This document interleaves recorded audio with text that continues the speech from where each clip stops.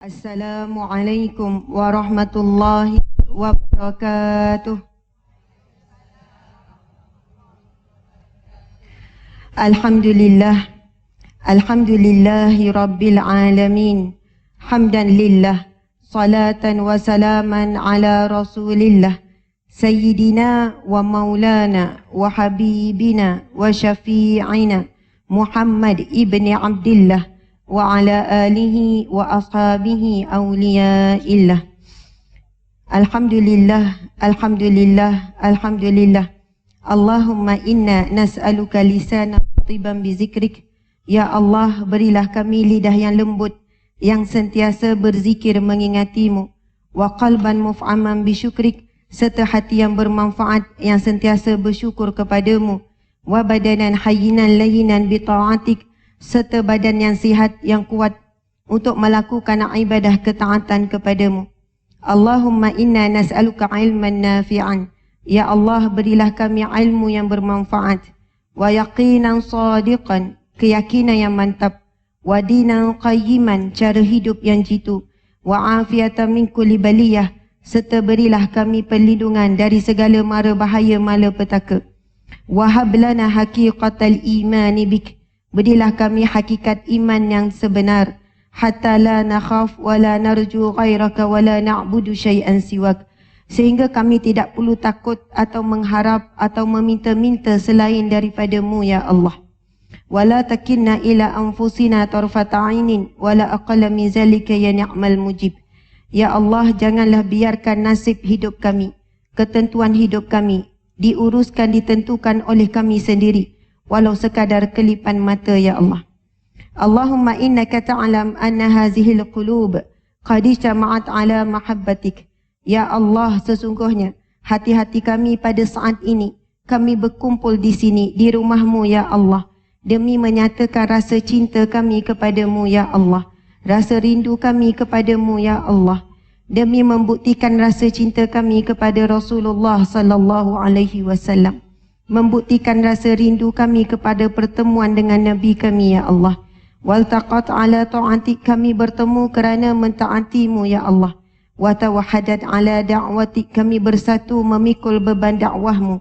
Wa ta'ahadat ala nusrati syariatik, kami mengikat janji setia akan mendaulatkan syariatmu, menghidupkan sunnahmu ya Rasulullah, mendaulatkan syariatmu ya Allah di dalam diri kami, keluarga kami, di dalam qaryah kami, negeri, bahkan di dalam negara yang kami cintai ini, sehingga tertegaknya kalimah La ilaha illallah Muhammadur Rasulullah. Fawasiqillahumma rabitataha, maka eratkanlah di antara hati-hati kami ya Allah. Wa adimuddaha, meserakanlah hati-hati kami ya Allah. Wahdiha subulaha, tunjukilah hati kami ini jalanmu yang lurus.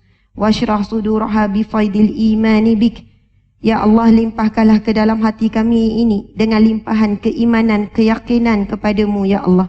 Wa jamili tawakkuli alaik, serta keindahan bertawakal kepadamu ya Allah.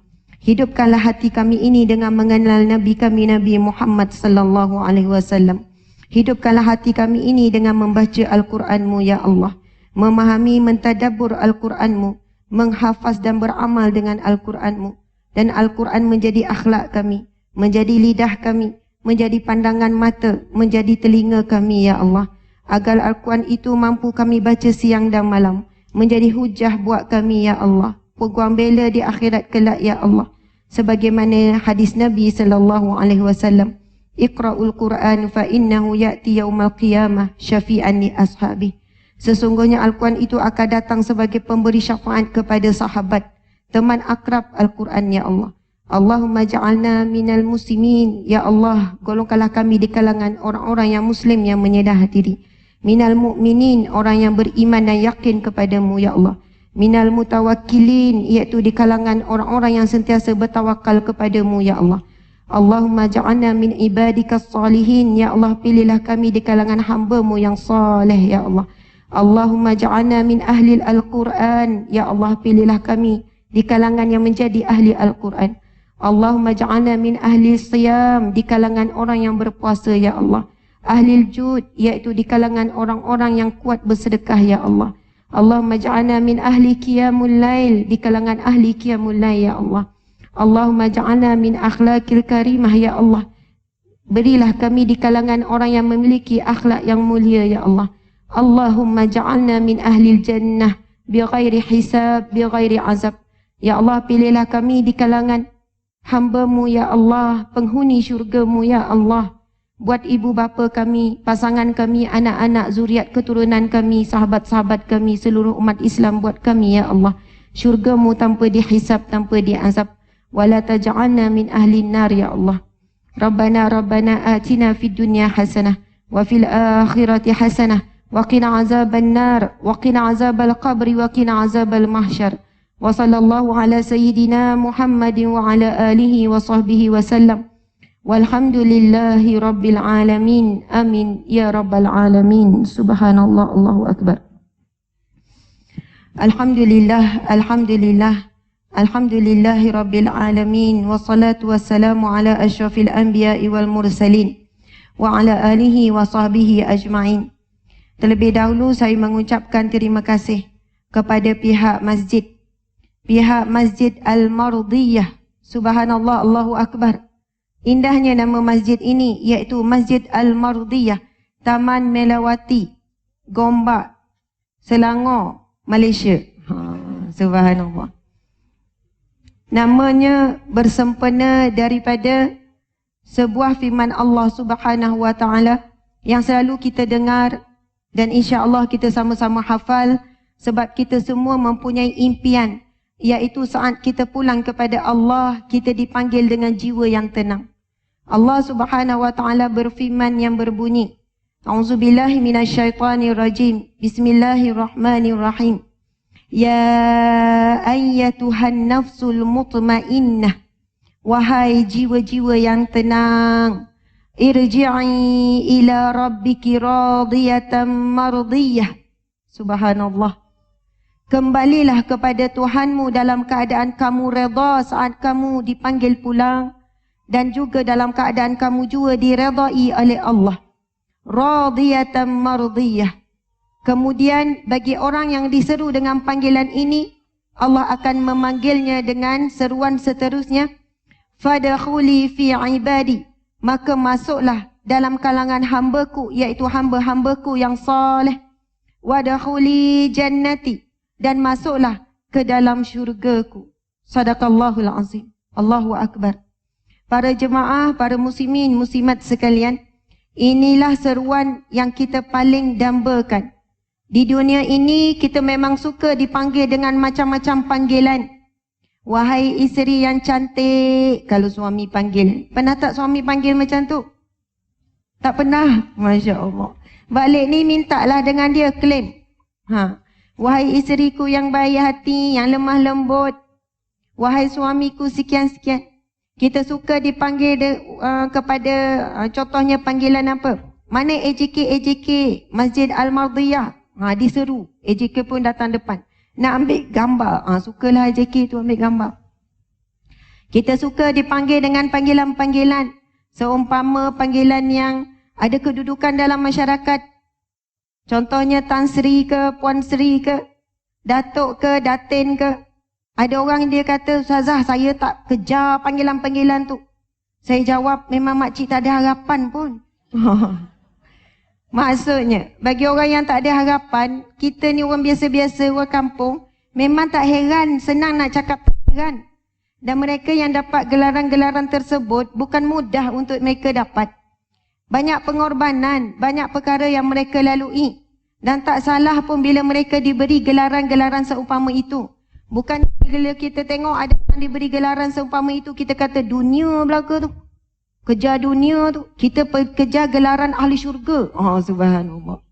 InsyaAllah memang betul kita gelar. Itulah kejar yang kita kejar, gelaran-gelaran seperti itu. Tetapi yang saya nak sampaikan ialah, memang kita suka. Kalau bukan datin, pun orang panggil datin pun suka. Saya bukan datin, tak apalah macam datin. Oh tak apa, suka. Datuk ke apa-apalah kan, Masya Allah. Tetapi panggilan yang paling kita gembira apabila kita dipanggil oleh Tuhan kita sendiri, iaitu Allah Subhanahu wa taala. dengan panggilan wahai jiwa yang tenang. Allahu Akbar. Sekarang muslimin muslimat sekalian, tenang ke tidak? Buat-buatlah tenang ya. InsyaAllah. Allahu Akbar. Tarik nafas sikit. Lepas. Ada yang tak tarik tu. Dia terlebih tenang tu. Dia dah lena dah. Okey, tarik nafas. Lepas. Yang terakhir ni tarik nafas, kemudian lepas dengan sebut Alhamdulillah. Boleh ya? Okey. Okey, tarik nafas. Lepas. Alhamdulillah. Allahu Akbar. Berapa lama dah tarik nafas ni? 40 tahun, 50 tahun, ada yang dah 70 tahun, ada yang 60 tahun. Tarik nafas, lepas. Berapa kali sehari? Tak pernah kira. Berapa bayar? Ada sampai bil tak ujung bulan? Tak ada. Kalau kena bayar, kita semua jimat-jimat je tarik nafas. Ada yang datang macam tu. Kenapa? Belum bayar bil. Bil nafas. Allahu Akbar. Mata yang kita lihat, lidah yang kita cakap, kita guna sesuka hati. Telinga yang kita dengar, tangan yang kita gunakan, kaki, semuanya percuma yang Allah berikan. Allah ya Razak, Allah yang beri kita rizki, percuma.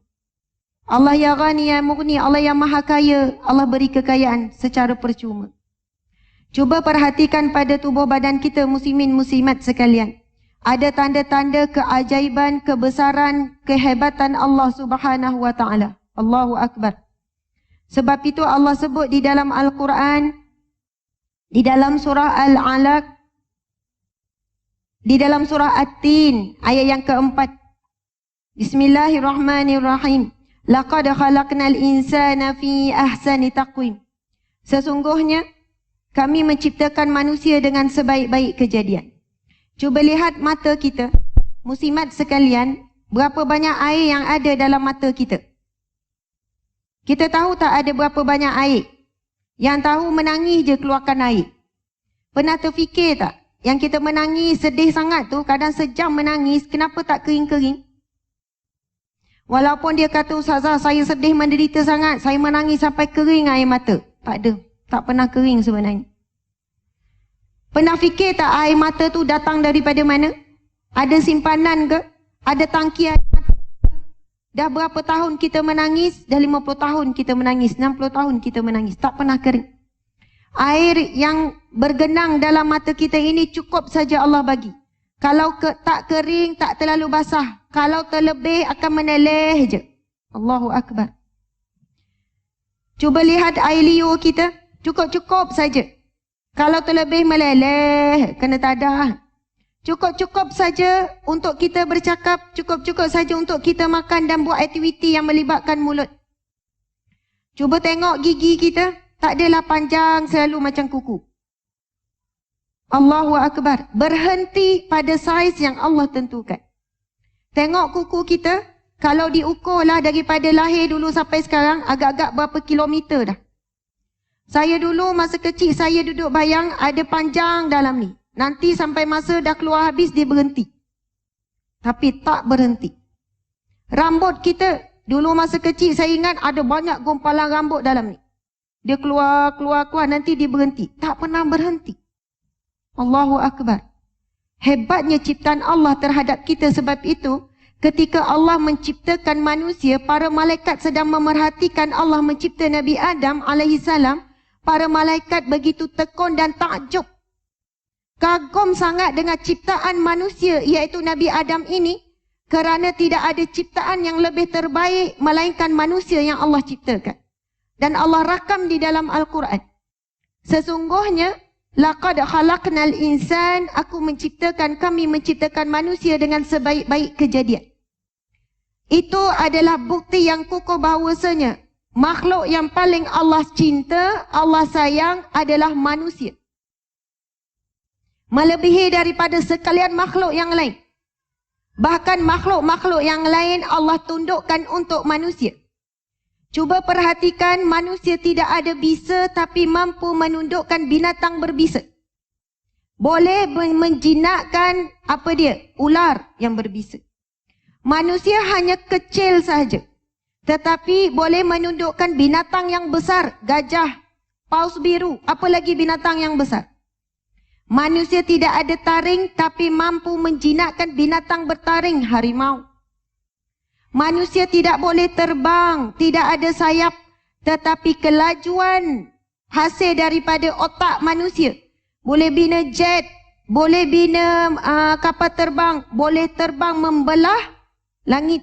Subhanallah. Bahkan boleh keluar daripada muka bumi. Allah berikan akal kepada manusia. Manusia tidak ada insang. Macam ikan boleh hidup di laut, tapi manusia boleh hidup dalam laut. Boleh menyelam ke dasar laut. Allahu Akbar. Hebatnya Allah berikan kelebihan kepada manusia. Manusia tak boleh duduk bawah tanah, tetapi manusia hari ini gerudi tanah. Boleh bina rumah bawah tanah, binaan di bawah tanah. Boleh hidup dengan selamat, dengan baik. Membina macam-macam terowong. Boleh melalui menembusi tanah. Allahu Akbar. Manusia rendah saja, tapi kelebihan akal yang Allah berikan kepada manusia boleh bina bangunan mencakar langit sangat tinggi. Boleh jadi satu makhluk yang sangat tinggi kedudukannya, tempatnya, fizikalnya daripada sekalian makhluk-makhluk yang lain. Allahu Akbar. Sebab itu kalaulah ditanya soalan, apakah bukti Allah mencintai kita?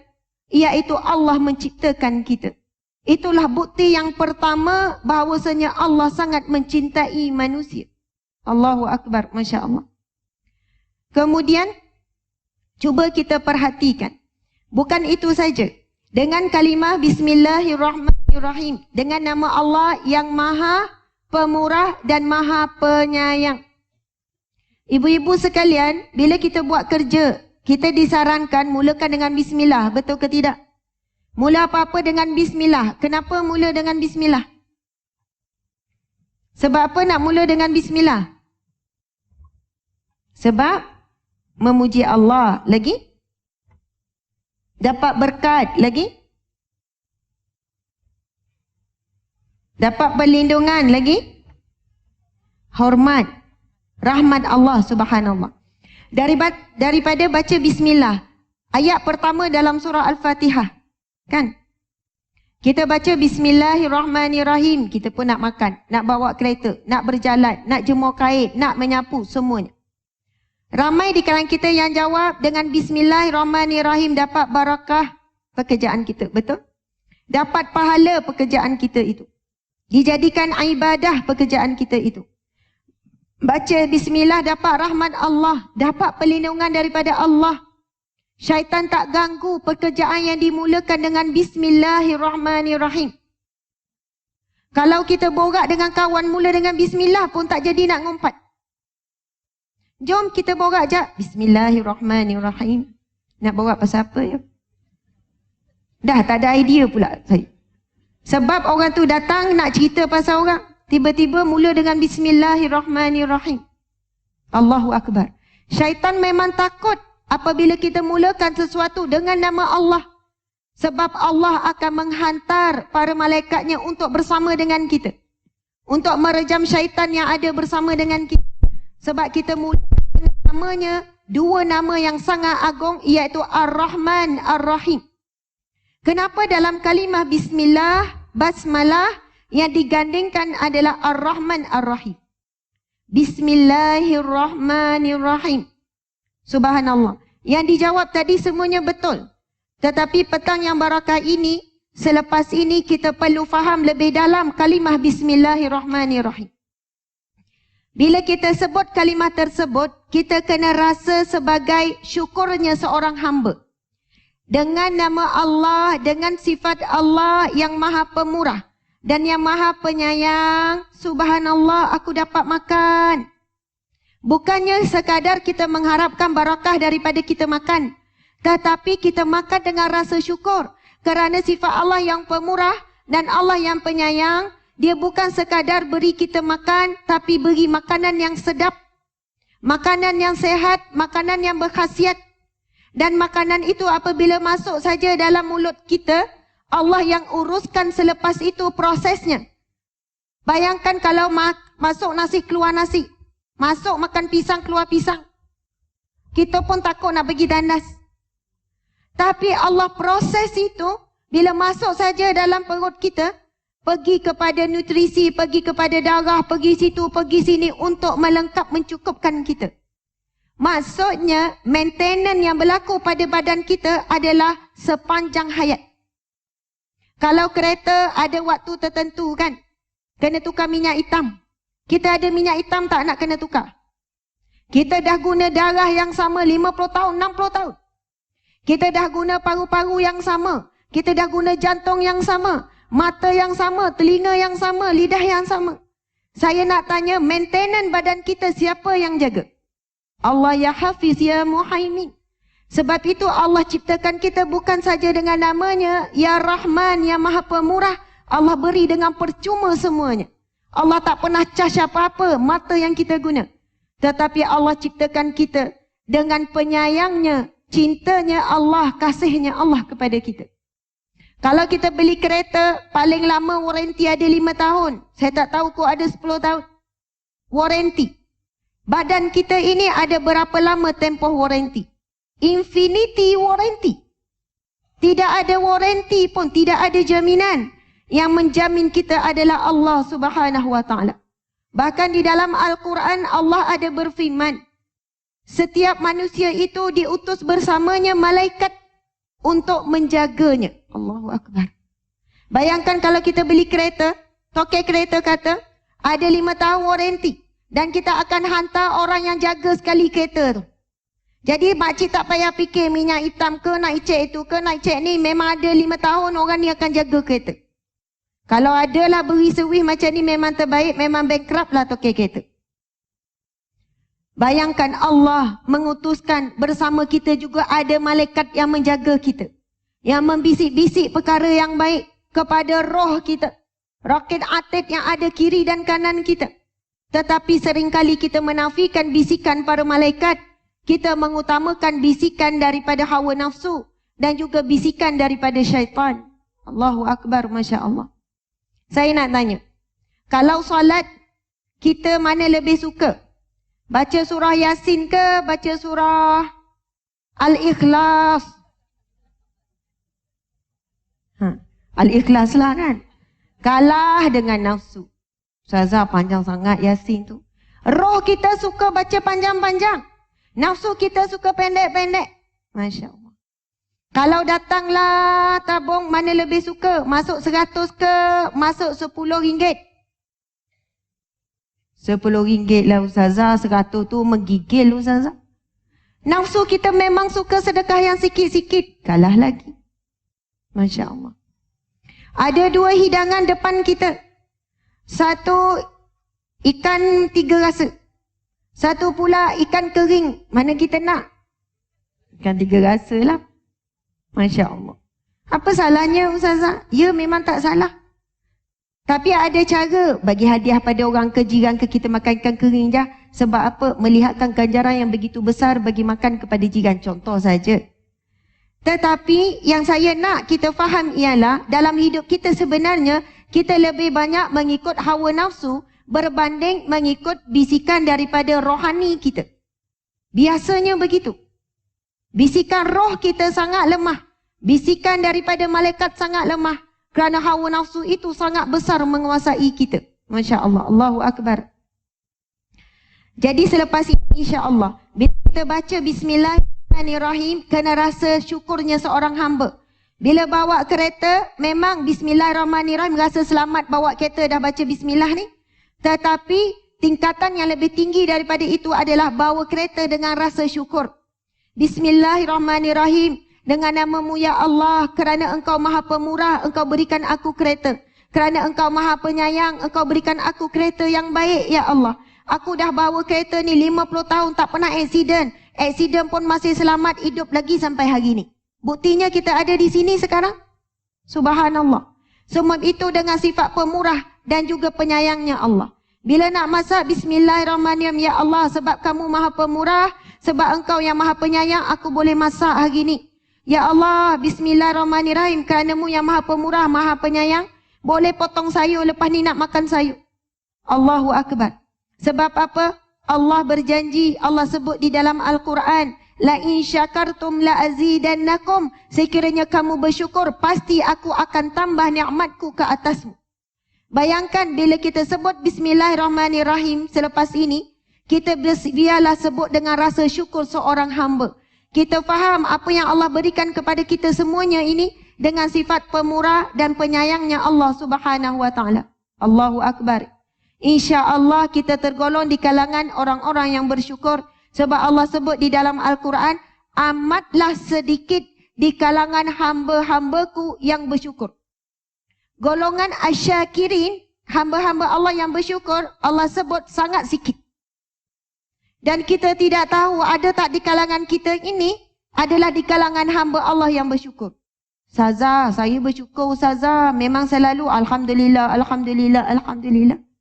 Betul.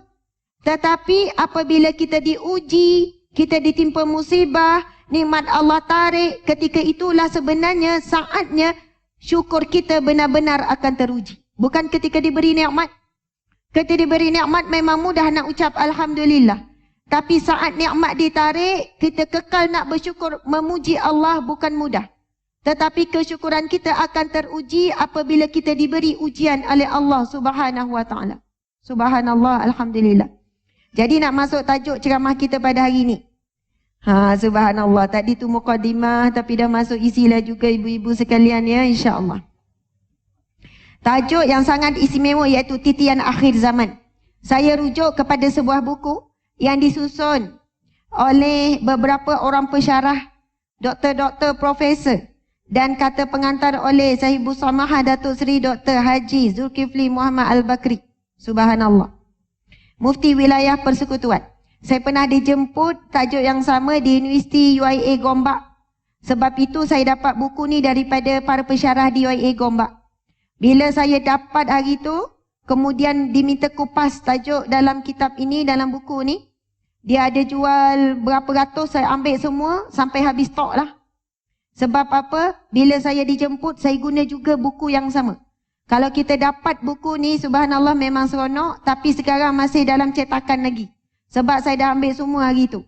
Biasanya universiti, memang dia tak cetak banyak. Sebab dia susah nak komersialkan, susah nak jual. Tapi apabila kita bawa, maksudnya kita yang ada crowd yang ramai, alhamdulillah dapat manfaat yang ramai. Jadi insya-Allah kita akan perhalusi bab yang kedua. Saya rasa ramai yang tak ada buku ni kan? Tak ada kan? InsyaAllah. Kena panggil lagi sekali. Buat siri 2. Masa tu biar semua orang ada kitab ni. Baru seronok kita baca sama-sama.